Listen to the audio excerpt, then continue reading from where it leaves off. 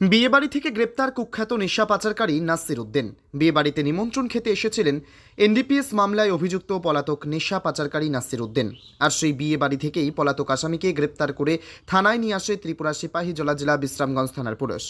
Police সূত্রে জানা গিয়েছে, গত 24শে এপ্রিল বিশ্রামগঞ্জ থানার পুলিশ চিকনছড়া ভিলেজের বাইল্লামুড়া গ্রামের সুলতান মিয়ার বাড়িতে অভিযান চালিয়ে ড্রাম ভর্তি শুকনো গাঁজা উদ্ধার করেছিল। সুলতান মিয়া মানুষের বাড়ি বাড়ি ঘুরে বাইক স্কুটি সারাই করেন। সুলতান মিয়ার ছেলে নাসির উদ্দিন কিছুদিন আগে বিদেশ থেকে এসেই অবৈধ গাঁজার ব্যবসায় নেমে পড়েন বলে অভিযোগ। পুলিশ গোপন খবরের ভিত্তিতে তার বাড়িতে অভিযান চালিয়ে এই শুকনো গাঁজাগুলি উদ্ধার করে নাসির উদ্দিনের বিরুদ্ধে এনডিপিএস ধারায় মামলা নথিভুক্ত করেন। বিশ্রামগঞ্জ থানায় মামলা নথিভুক্ত হওয়ার পর থেকে অভিযুক্ত নাসির উদ্দিন পলাতক ছিল। গভীর রাতে নেশা পাচারকারী নাসির উদ্দিনের বাড়ির পাশেই একটি বাড়িতে বিয়ের অনুষ্ঠান ছিল। পুলিশের কাছে খবর ছিল সেই বাড়িতে নিমন্ত্রণ খেতে যোগ দেবে নাসির উদ্দিন। পরবর্তী সময় বিশ্রামগঞ্জ থানার ওসি সুবিমল দেবনাথের নেতৃত্বে বিশাল পুলিশ বাহিনী গভীর রাতে সেই বিয়ে বাড়িতে হানা দিয়ে এনডিপিএস মামলার পলাতক আসামি নাসির উদ্দিনকে গ্রেপ্তার করে তাকে পুলিশ রিমান্ড চেয়ে বিশালগড় আদালতে প্রেরণ করা হয় বলে সংবাদ মাধ্যমকে জানিয়েছেন ওসি সুবিমল দেবনাথ।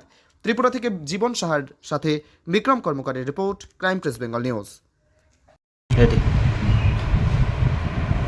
গত মাসের 24 তারিখে আমরা বাইল্লাপাড়া চিকনছড়া থেকে একটা বাড়ি থেকে আমরা টোটাল 39 কেজি 600 গ্রাম শুকনা গাঁজা উদ্ধার করছিলাম এবং ওই ব্যাপারে আমরা 24 তারিখে আমাদের থানাতে একটা এনডিপিএস কেস হয়েছিল, যে কেসের নাম্বার ছিল 9/2025। ওই কেস কানেকশন যে আসামি ছিল, যে মূল আসামি নাসির উদ্দিন, সে পলাতক ছিল। আমরা ওকে ধরার জন্য বিভিন্নভাবে চেষ্টা করেছিলাম।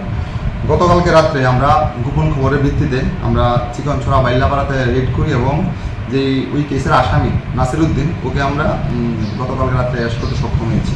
আজকে আমরা ওকে বিশ্রামগঞ্জ থানা থেকে আমরা ওকে বিশালগড় কোর্টে প্রেরণ করেছি 4 দিনের পুলিশ রিমান্ড চেয়ে। এই গাঁজার বিজনেসের সঙ্গে কে কে যুক্ত আছে ওগুলো জানার জন্য এবং 4 দিনের পুলিশ রিমান্ড আমরা আবেদন করেছি। আমরা তাদেরকে রিমান্ডে এনে তাকে আমরা জিজ্ঞাসাবাদ করবো এই অপরাধের সঙ্গে আর কে কে যুক্ত আছে।